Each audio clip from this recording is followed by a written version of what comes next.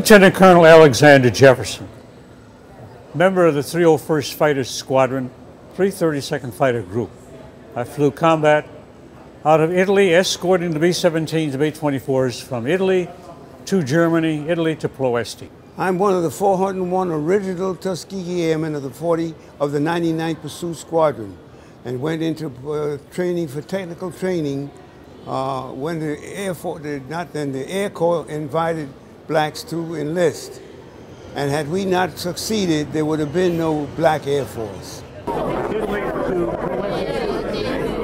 For me, it's a sense of pride to be able to meet them. I mean, these are pioneers within the African American community, and I mean, if you look at World War II and the contributions that they've made to history and for our country, I mean, that they're extraordinary people. Many black people, both in America and in this country, would never have achieved the sort of things that we're achieving today if it wasn't for the courage of the people of that generation.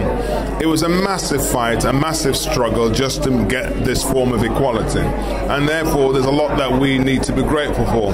But we mustn't sit back and just be grateful. We also need to know that there's still things that we need to do. On the one hand, you had this appalling period in its history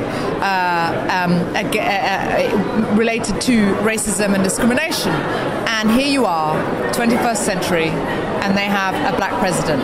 And that's kind of what's absolutely fascinating about the US and its people. I think it's so important that our young people realize that their ancestors have been fighting for freedom, for justice, for liberty for centuries now.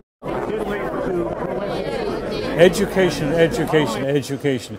We're very fortunate to have been educated at the time. We're very fortunate because at the time, in order to get through, you had to go to pilot training, you had to have 2 years college, and an enlisted person had to have at least a high school education. Yeah, but it's part of racism and segregation, saying that you had to be educated, but at the same time denying you education. Education is your passport to life. My mother drilled that into me, and I do the same thing today when I go into schools and talk to young people. If you have a positive attitude, things come your way. I think to document our history this way is so terribly important, especially for young people today who feel there's no hope, who don't understand that what has happened before them and the path has been paved for them. How this responsibility that they have got to continue. If they break the chain now, they're letting down everything that's happened before. So they have to stay strong, to take kind of flight and soar the same way their ancestors have done.